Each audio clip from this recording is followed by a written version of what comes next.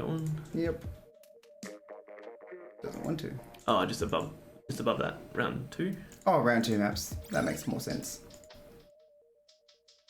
Perfect. So we're looking at the round 2 maps here, which will start off with splat zones. So we haven't actually seen a splat zones, and that's coming out. That's Walleye Warehouse. So it's a very long map. Will go well with the Stingray, which we've seen recently fall out of the meta. But we do know that Pit Viper and Latias both know how to rock a Stingray. And I'm sure Silaris as well. To give a rundown on what people need to know about splat zones is there's a zone in the middle of the map that needs to be covered with your color ink. When you're holding, 80-90% of the zone, it is now yours and it starts counting down from 100. You want to get it to 0. Meanwhile, while that's happening there, the enemy team is trying to get their ink on the top.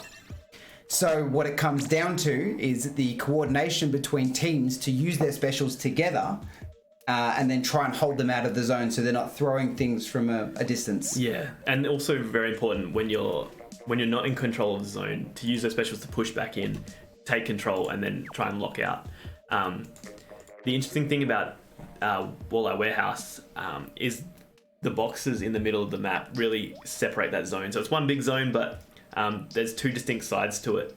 And often it can be hard to push onto that other side and ink enough of the far side to capture the whole zone. And that's it. It allows more long-range weapons to get closer and use the safety of those boxes. That's right. And they have 4 directions to come from, so there's no real safe place to sit. It's a cluster in the middle of that. It is. Cool. All right, guys, let's get into group stage round 2, the Flying Fish, the New South Wales Flying Fish versus the WA Dolphins. Let's have a look at comps.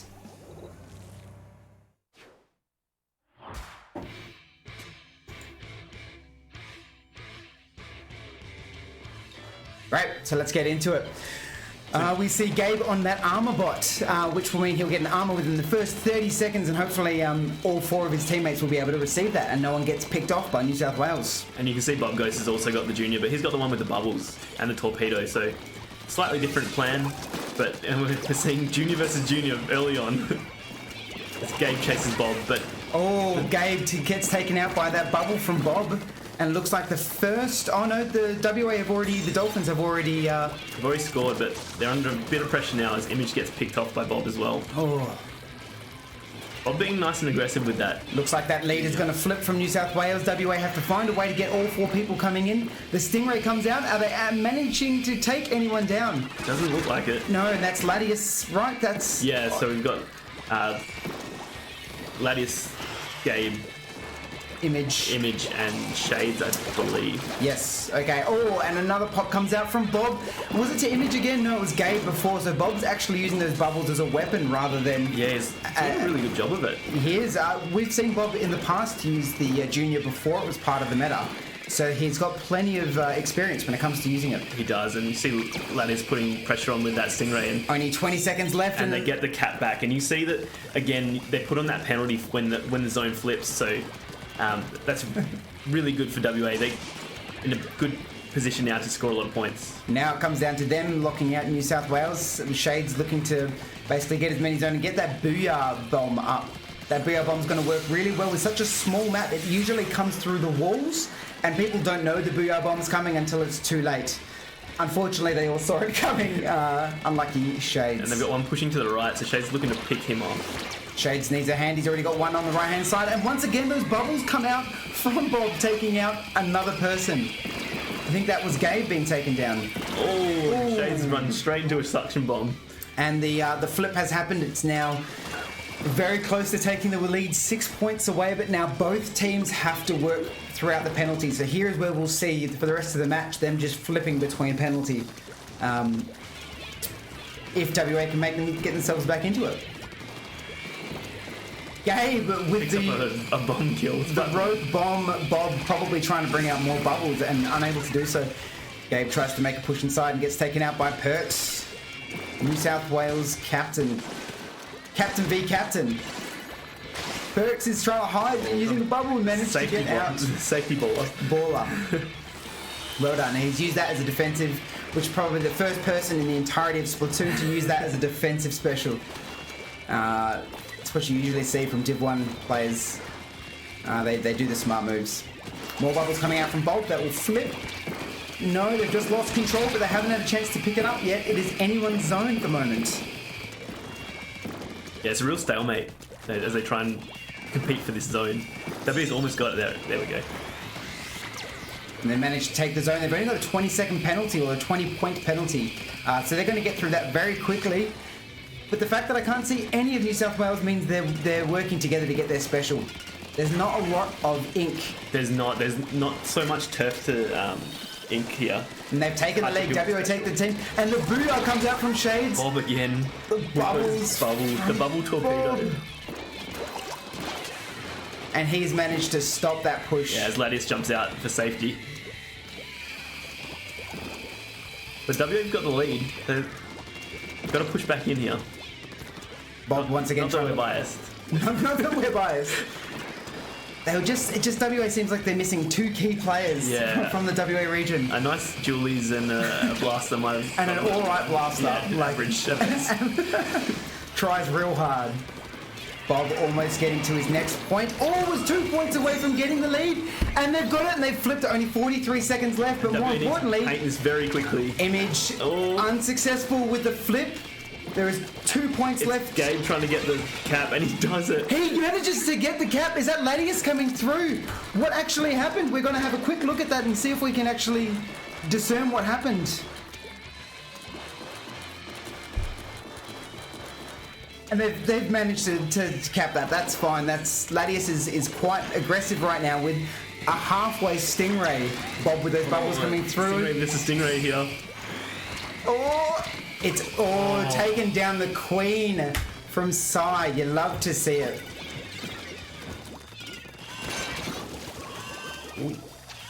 Watching that final. Stingray versus Stingray and did WA come back as you hit instant replay? I had instant replayed at the wrong time. Blessing and a curse. All right, 99 to 98. It went to overtime and they just ticked over the lead there. WA managed to take the first match with Gabe coming through with the goods. 15 KA there, and not unsurprising with the armor special there, picking up some assists, I'm sure. First going to the Dolphins now. I didn't know what to expect from this matchup. I didn't know how... We always thought it was going to be close between these two teams, and we were proven correct in that one. Mm-hmm. So we'll see if it continues, but two quite evenly matched teams, both with some very good players. Ooh, got to settle myself down for this next match. Got to settle your instant replay. My trigger finger. I was ready there. Every time you see those Stingray battles. Stingray. It was like long range lancing between the Queen, Ladius, the WA Queen, and Asylum. We've had a substitution with Bob coming out for Cookie. Okay. Bob was very strong in that game, but obviously his weapon was quite suited to the map and mode. So we'll see. We're moving on to tower control Starfish. So all right, we might see Cookie on a K Pro or something like that. Mm-hmm.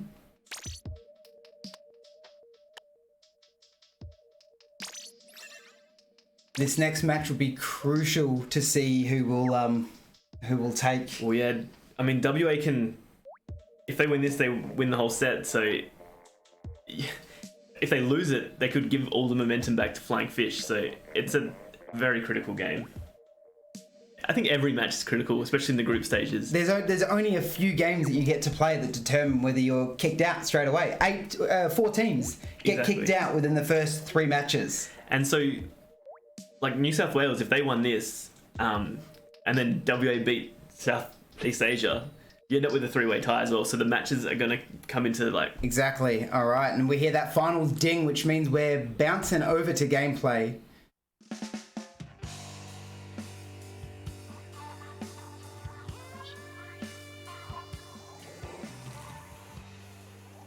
And we see Ladius come out with that. And Asylum is bringing out his charger, which I think he was using last game, actually. Yeah, Silaris. Silaris. Yes, of course. Silent yes. and Silaris. Yes, Silent and Silaris, yes. You might see Gabe riding the tower a bit with this junior. Less than 15 seconds, already gets his first pick, and the armor will come out, which he just needs a little bit more. He's not using it on the 3 because WA have been picked once already. And they're going to try and block these flanks and get a successful jump back in. There's been a splat down the right-hand side. Looks like Shade has been picked off, and the early lead comes out to New South Wales with a trade between Salem and Gabe. Yeah, so you can see Cookie out on the tower, but he's all by himself at the moment. He gets picked off by Ladius' Stingray. Ladius' Stingray, the GG raid that should stop a lot of these pushes if she can keep up getting her special back. She doesn't have the safest gun to charge. She picks up Salem in the middle of the map there. Salem unable to hide behind a speaker box in the middle and taking a sniper shot right to the face. Oh, there's a bit of a sniper battle happening between Sai.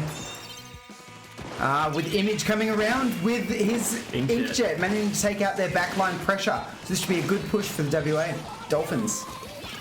There's just someone on plat coming behind. I don't know if they've spotted them.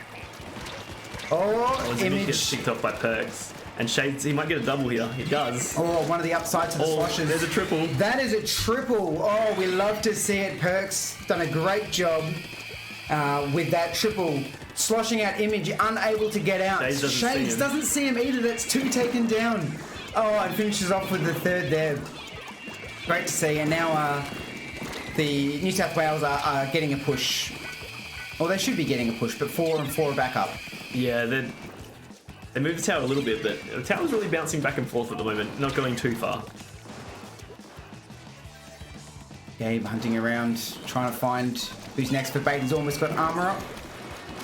Oh, it takes out their backline, who's been pushing up too far in the middle. Oh, that's 2 down from New South Wales, but they've still managed to lose the lead. No one's on tower. They've cleaned them up. There's only their backline left who would have just spawned, so that was a good defense from WA. How good has this set been so far? I know, so right? Close. 2 evenly matched teams, and 2 even comps as well. Yeah, very similar styles, I guess. Yeah. It's going to come down to who plays their comp better. See Image trying to protect that snipe again. Oh, he's going for the long-range bombs with the Stingray. Yes! Oh, trade. That was great. Great, right at the end there. Perks is covering back in mid, letting that tower reset back into center. 73 to 72. Has not been one big push yet. No, they've sort of done a good job on defense here. See the Perks coming around the back. sound of Lattice's charger. Yeah. Perks hasn't put himself in a good spot, but it doesn't matter because they're pushing the tower. That's right. He's given them a chance to push the tower. Gabe and Lattice got caught up with Perks, and it wasn't even that threatening. He was sitting in the middle, unable to touch either of them. Lattice has the Stingray ready again, so can use it if needs be. Perks is having a really good game here. He is. Just missed Shades there on the left. And Shades going down to collateral damage to splat bombs coming out from Salem. Still a really, really nice push coming. WA aren't quite in position to stop them. No, and they've brought it down to 42. They're getting the 2nd checkpoint now. And notice how they're all fighting together. They're all standing in their individual spots. And the Booyah's coming up, putting the pressure on the backline of Latius. Which allows Cookie to get behind 2. Now, Latius has faced many a flank in her lifetime. This is not strange to her, but she gets 3 taps. She's almost dead. And Cookie, unfortunately, runs out of ink to swim away, and Shades gets taken out by Perks. The final push coming to Image, taking down 1. Image gets the double, the clutch double to grab what he needs, being able to take out both Perks and the other one as well, just stopping that push and allowing WA to kind of come back. Yeah, Perks is really taking control of this match. He's putting a lot of pressure on WA. And they're running out of time here. They need to get this tower back. They're running out of turf control. They've got nothing controlling the map. You've got to get a few picks and it's just not enough. Can't do it. The second match goes to Flying Fish. And we want to see a live 3rd match anyway, so I mean that was really really tough battle. New South Wales started to get on top towards the end, and that's what I was saying before. If they won that, and they ended up winning it pretty convincingly, and 21 21 kills. Wow. Splats. And I knew it was doing work there. I mentioned it, but I didn't know it was that much. That's a lot of work. Every time we saw him, he was doing chip damage. He had his sprinkler out, which would have been doing a little bit of chip damage, but he was just taking names. He was, and that's why he's captain of the Australian champions. That's it. Highest voting. Very strong player. But we're moving on to your favourite football game, Clan Blitz. Clan Blitz on Arowana Mall. So this is a very long map, much like Wallard Warehouse, the first match we saw, but with a bit of an interesting twist there. There's a lot of higher and lower elements. So on the right and left-hand sides are nice and high, and at the middle is like a valley down the middle. So it gives perfect position for a backliner to pick off people with relative safety. And there's not a lot of weapons down the bottom that can actually make their way up to the top. Yeah, it's a really nice map for these two teams, I think. Again, so the clan basket is on sort of the top left section of the map for each team. It's such a big map, but you really make it small once you get to that clan basket. It's only a small plat, and there's a couple of overlooks on it, but otherwise, it's quite a hard one to defend. If they can get in there, and you might see Perks run that slosher again and use the ball to push in there. Because there's a lot of highs and lows, that drop off from the slosher becomes a real essential item to his kit. The slosher's going to be really handy in this situation. So we'll see if he can keep it up. I want to see more than 21. Yeah, we're starting for the 28 club. We've got an official tag that we give to anyone that gets 28 kills, because it's a monster number. It is. Great, we're getting into our final match between the Flying Fish and the WA Dolphins on Arowana Mall, Clan Blitz. This is really going to test how good they actually communicate between each other and all their training that they've brought to this day. Yeah, and hugely important in the context of the whole tournament. Whoever wins this has a much better chance of progressing through. Gabe bringing out that squeezer. Now, we've seen him do that offline a lot, and it's very interesting. I hope everyone gets to have a good look at how he plays this, because the interesting thing about that gun is one tap will actually send that bullet exceedingly far, and it does a lot of damage. I think it's about 2 or 3 taps to take him out. Perks instantly takes out the one person I wanted to show using that squeezer. Yeah, and then so if you hold down the trigger on the squeezer, it's a short range burst as well. So Perk's doing well with that baller. Oh, enough, and watch all the clams drop between. Notice how he's aggressive, but he's never too aggressive. He's opportunistic. He's trying to hit you with the end of that slosh. He's trying to keep his distance. Knows it's a bit tough, and it was a bit too much. There's a bit too much going on. Pincer there, but it's 3 up on WA and only 2 for New South Wales. Yeah. So there's not a lot of clams being picked up, but at the beginning of a match, that's kind of usual because not a lot of the 4 clam buckets have spawned around the match. And it seems to be blow for blow at the moment. Everyone is they're sort of fighting giving as good as they're getting. That mid-control. And you also don't want to give up your clothes up on the top right there. Yeah, so just to the right of Shades now, on the bottom top of this map, you can see where Image is right now. That's the enemy's clothes, where there's going to be a fight between him and Salem. They're making their entry only with 12 clams. Yeah, I don't even know if power it was a good entry, but there was no backup. There was no power clams to go in with that.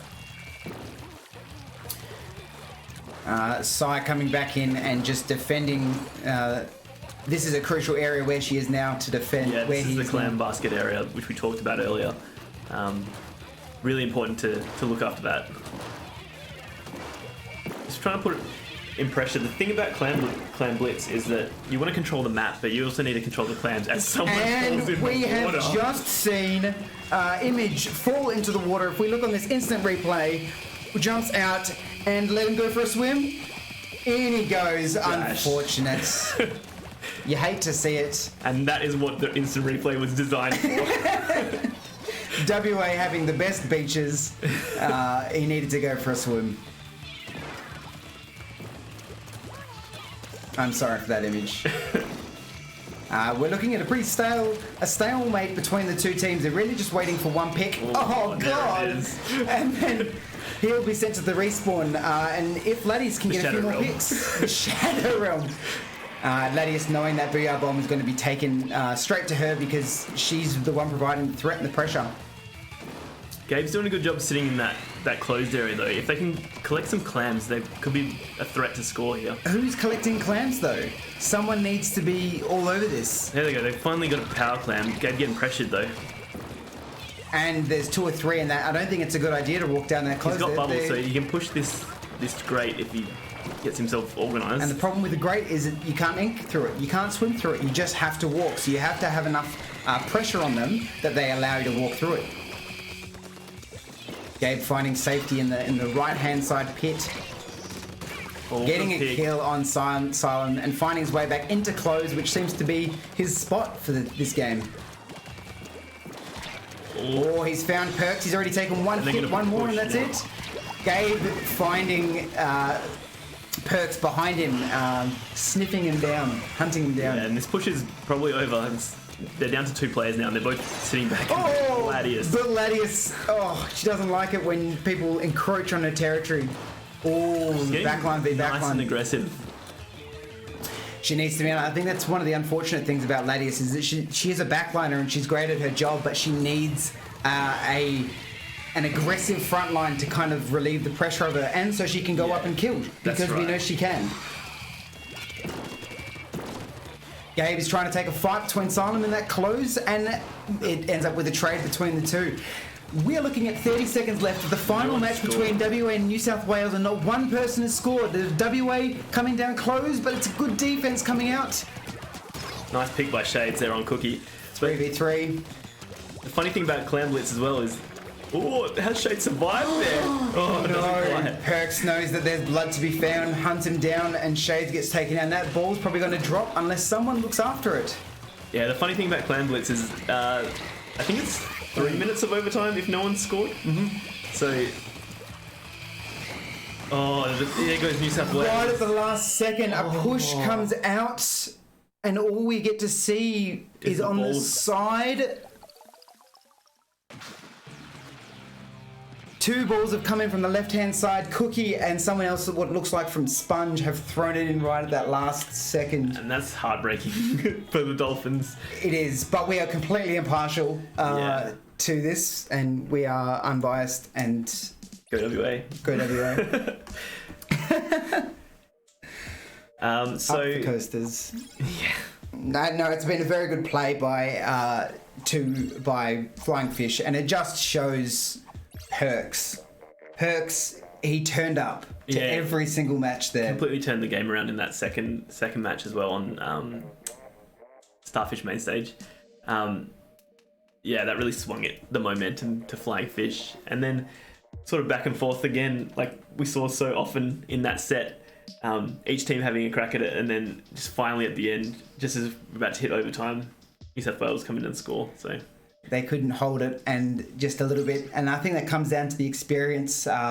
You've got Gabe and Ladius who are very experienced, and they don't crumble under that pressure. No, that's right. But you do have other more inexperienced players that if they're not in the lead and they're there, they've got something to lose. Squeaky bum time. Yeah, so that's it.